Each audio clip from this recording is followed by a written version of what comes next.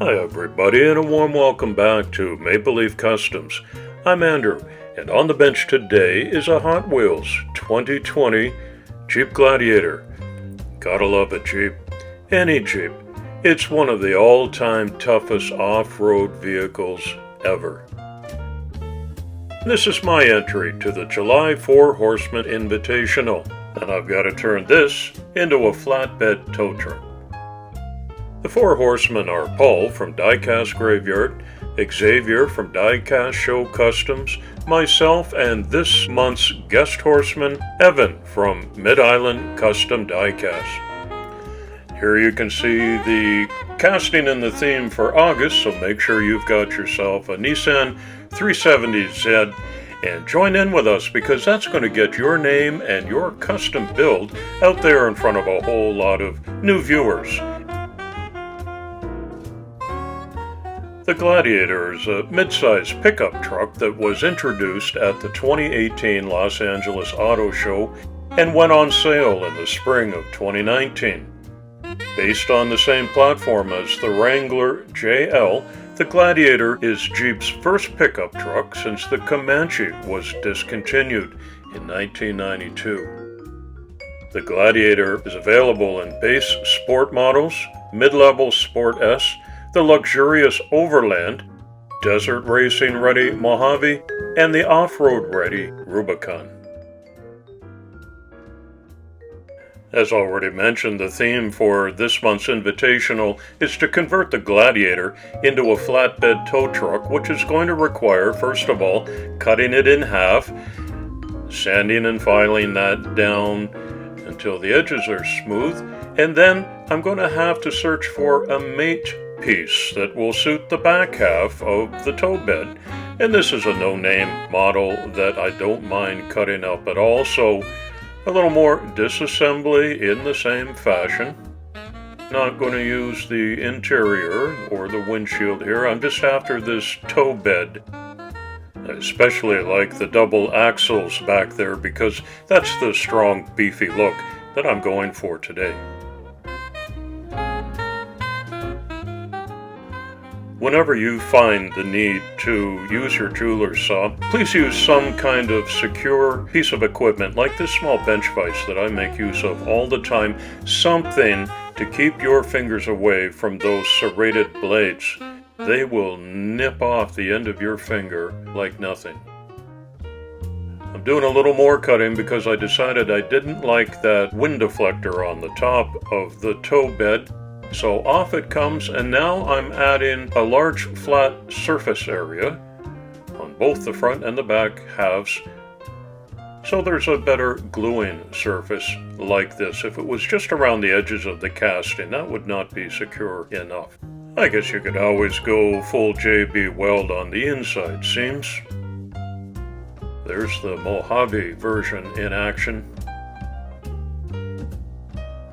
Speaking of off-road vehicles, I've got a Rally Baja crawler coming up in recognition of Jamaican Independence Day and a special random act of kindness build with the Diecast Sheriff in late August and a three-way collaboration on a cyber truck, which we're turning into a cyber garbage truck. Get all subbed up, won't cost you a thing, and you won't miss any of these great upcoming builds. Now that the Jeep interior has been cut into, like the casting, I've got to go to the important dividing of the chassis underneath.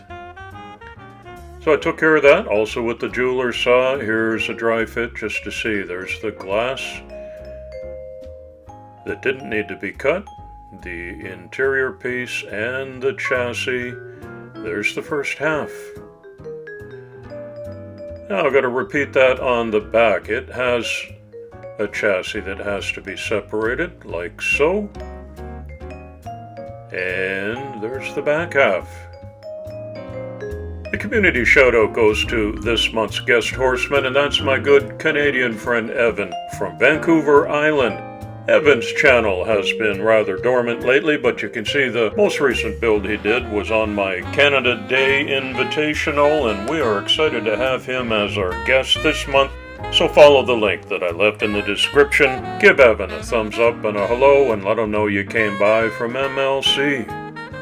By the way, Evan sent me a sneak peek JPEG of his Jeep Gladiator flatbed tow truck. It's absolutely fantastic looking. So you want to be sure to catch his video along with all the other people that are participating this month. There's always such a variety. It's a showcase of talent and creativity that's out there in our community. Styrene plastic is so nice to work with, especially in cases like this. I needed to fill in that gap in the roof, and you don't need to cut it perfectly because you can always file it to meet the edges of the casting, as I just did there. Now I'm taking on the task of creating angular rear fender flares to match the look on the front half of the Gladiator. So once again, the ubiquitous styrene sheets come out, and in a few moments I'm going to grind down those round wheel wells that are now on the inside. It's already evident that you have to do a whole lot of fabricating to make two different castings look like one when they're mated together. So I'm taking some time now with the finest styrene rods that I've got to match the ribs on the roof. And get out the super glue and lay them down, and once that's dried up I'll just snip them off. This can be done roughly because I'm going to do some more sanding to make the two pieces look like one, at least as best as I can. Here's where we are now. You can see I added a few more little styrene patches just to fill in the gaps and blend the Gladiator front half to the tow bed in the back. This is a very satisfying step always, to lay some primer down here, and you know what, it is starting to look like one casting. Because of the double axles in the back, I need a third set, and I found an off-road vehicle with the exact same Hot Wheels, just a different color. I've joined the two chassis pieces together, put a drive shaft in there, and this textured weathering compound that I'm using now is going to camouflage some of the seams between the two. Not that I made any egregious errors in the fabrication, but a little makeup goes over the wrinkles. Looks like that after primer. Looks even better after a shot of matte black, and that's going to get weathered up as well. I've decided to go with a deep forest green look on my tow truck using Vallejo acrylic paints. And now I get to the very interesting part, or highlighting the different chrome pieces. It's a small task that has a really big impact, and it's part of the hobby that I quite enjoy. Starting to come together now, isn't it? It's going to feel like rapid progress from this point onwards. It was right about this stage in the project that I realized this is not a flatbed tow truck, because you can never get a vehicle on the back of there, and so I had to switch gears right here, and I made it into a 24-hour roadside assistance vehicle. I hope you'll give me a pass on that. We'll be able to winch you out of the ditch and pump up your tires and get you back on your way home. And I've also added the company logo, and that's going to be understood by the recipient of this casting. GG Roadside Assistance, at your service. Remember, I had two sets of wheels that were of different color, although the same make and model, so I touched them up and make them all the same, including a spare that will go on the roof of the Gladiator. I had a big 3D printing batch going this week, so I threw in some files for exhaust stack, as well as, let's say, an extra 150-gallon capacity fuel tank.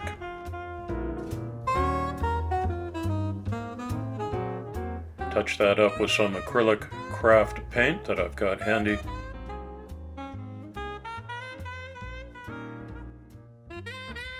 Some of the final details include the windshield wipers getting highlighted because they had been painted green with the rest of the casting.